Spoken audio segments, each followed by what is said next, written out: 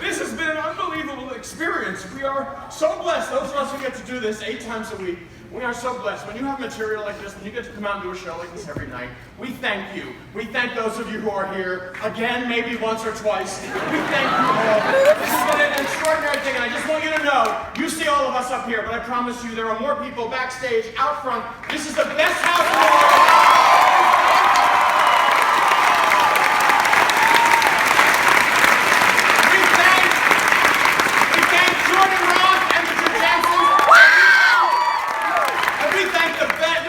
Our wardrobe crew, we've got a crew back here, everybody who's on phone and electric. You could not ask for a better family. You could not ask for a better family and a better place to be 8 times a week. We are all very grateful.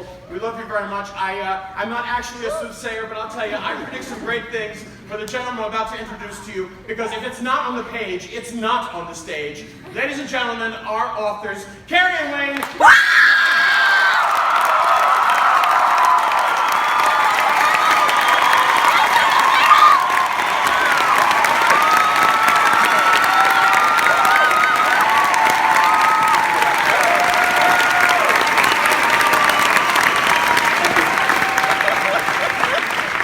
This is Nigel, that's Shakespeare. This is so weird. Donald Trump tweeted about our show. Something rotten closing. Shouldn't have done Hillary fundraiser at St. James. Losers, so sad.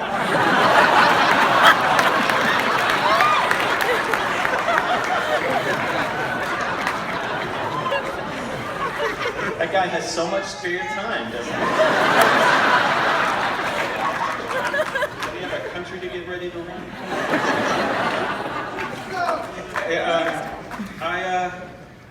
One question that we get asked a lot, because this is the first musical that we've ever written. So, the question that we get asked is, how did this happen? You know, how did you get your first show to Broadway? And we always just kind of shrug and go, I don't know. And so I wrote down, it's really easy. So for those of you out there who are maybe writing one or just curious, here's how it goes. Do you have a minute? Just a spare moment. Take all night. Get born into a supportive family with an older brother who also happens to be one of your favorite songwriters ever. And then when you're 19, work at Disney World and meet a guy who's doing a Broadway review there, and go to film school with him and introduce him to your brother, and then let him move to New York to produce theater, and then with your brother come up with an idea for a musical and tell the producer you have an idea. But wait 15 years to tell him that idea, giving him ample time to become one of the most successful producers on Broadway. And in the meantime, write a movie about chickens and meet a British guy who's a very talented and very funny writer, who also knows a lot about Shakespeare and will save you and your brother a lot of reading. With him, pitch the idea to the producer and have the producer call his director friend. Footnote, it's a bonus that that director is the perfect fit for your material and has also just directed or choreographed a little musical called Book of Mormon. That's very helpful. For 4 years, write several, see how easy this is? For 4 years, write several drafts and over 50 songs, yes, over 50 songs. Then have the director call a few of his actor friends to help you realize your idea. Another footnote, very helpful if those actor friends are some of the most amazingly talented actors, singers, and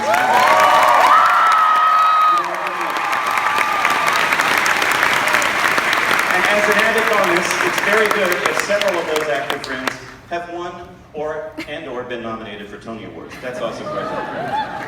Then have the director call his incredible team of associates and designers, while the producer calls some of his other producer friends.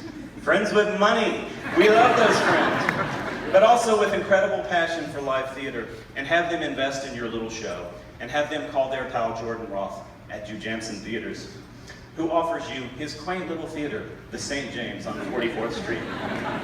Put the show on, invite people to see it, then watch and be amazed that much to your surprise, what all of you have created together isn't just a musical, you've created a family. We'd like to thank this lovely family. And first, we would like to start by thanking our own families, our wives and our kids, who have loved us and supported us through this whole process. So, Netta, Sammy, Maya, and Finn. and Jackie, Lily, and Freddie, and Fran, Courtney, Shelby, Carson, and Chase. Thank you for your support. Shakespeare wrote that parting is such sweet sorrow, and there's a bit of sorrow today, but mostly what we want to focus on is the sweet. And how sweet this has been. I'm sorry I wrote this down. Occupational hazard. Everyone at Spotco, our amazing ad team, wrote these clever ads that you've seen all over town. So, Adrian, Joe, and Michelle, and everyone at Von O'Brien Brown, thanks for handling all of our publicity. And to Peter DeSev, who designed our amazing poster, thank you so much. Jordan Roth is right over here, I believe. And to everyone at Hugh Jansen, who believed in this show from the beginning, and to the amazingly supportive staff here at the St. James Theater, the box office staff, the house manager, and the friendliest ushers on the to all of you, sing and dance these songs in the lobby while you're watching the show. Yes, that happens, okay? To the amazing crew backstage. Everyone back here, would you please come out here and get the...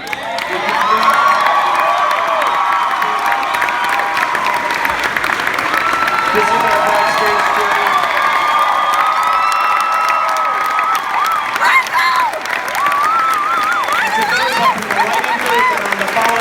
You might as well be in Newfoundland up there, but we don't forget you. Thank you.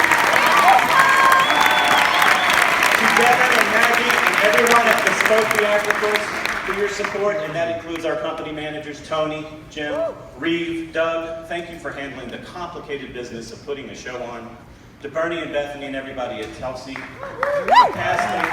To our rotten crew of dressers, hair designers, costumers, prop masters. You cannot imagine how chaotic it is back there to turn eggs into omelets, let me tell you that. And also, we want to give a warm and generous, we have the most warm and generous group of stage managers that you can imagine. And they are the unflappable Charlie Underhill,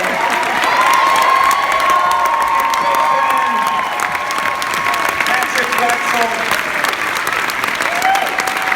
Peyton Becker, I don't know if Peyton's here. And our creative team who created the look and sound of this show. Some of them might be here today. Scott Pask for your amazing set. Greg Barnes, you're out there. Jeff Floyer and your team for lighting. Peter Halinsky and your crew. And that includes Cassie back there on the board. I better thank her before she turns this microphone on. Josh Marquette for wigs, Milagros for makeup. Thank you to all of our hair and makeup people. Larry Hoffman is in the audience who did these exquisite orchestrations. Larry, thank you. And to Glenn Kelly for being such an amazing musical partner on these dance arrangements. And to our musical director, Phil Reno, who has been with us since the beginning. Thank you, Phil, and your associates, Matt and Tony, and to this incredible orchestra.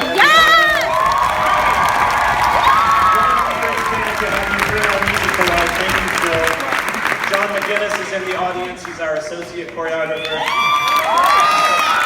And also to Eric Giancola, our dance captain. Yes, and to Steve Vidal, our associate director. These guys so cheerfully keep rehearsing people in and out of the show as people come and go, and they're amazing. And speaking of those who's been with us since the beginning, I think we have some of our original cast members in the audience. We've got Brian Darcy James here. We've got Brooks Ashmanskis.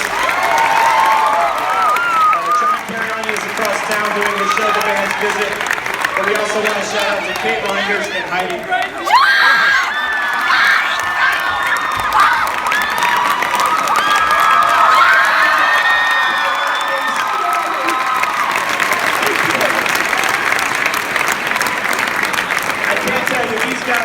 We're such a vital part of this show's creation, and they've been so generous to the people who've come in and stepped into their shoes. And I think there are others out there we need to thank. Our producers. If you're a producer of this show, would you please raise your hand? Look.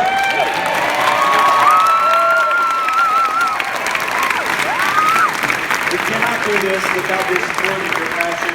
And all of them led by that guy that I told you about, the guy I met at Disney World, who's been a tireless champion. I'm gonna cry, I'm sorry.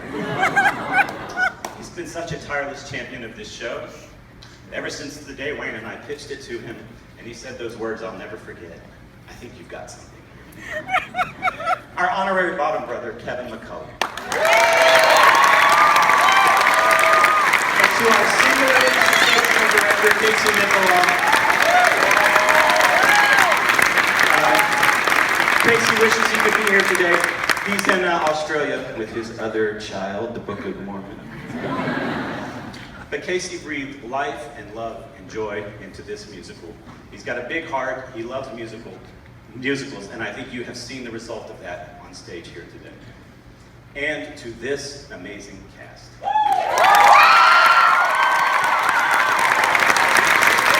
know you've just seen it perform, but you can't imagine how talented these people are. And they are so warm and loving, and the atmosphere backstage on this show has been so joyous and so wonderful. Thank you all, and a very special thank you to those who have been with us since the very beginning. Brad, Sherry, Vicky,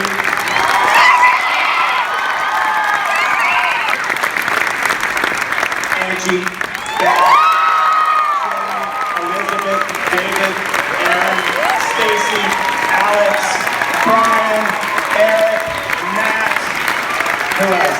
Thank you. Guys, step forward. Original company members.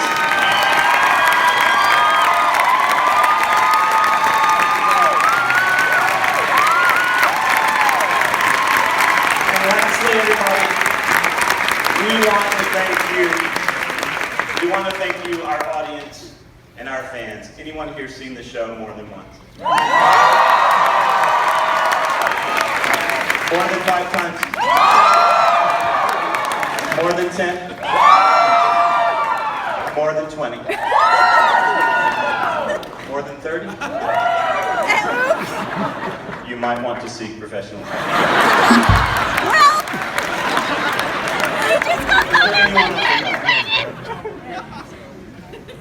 Since we've been bastardizing Shakespeare all night, why stop now? I say if musicals be the food of love, play on. And that's what we're doing.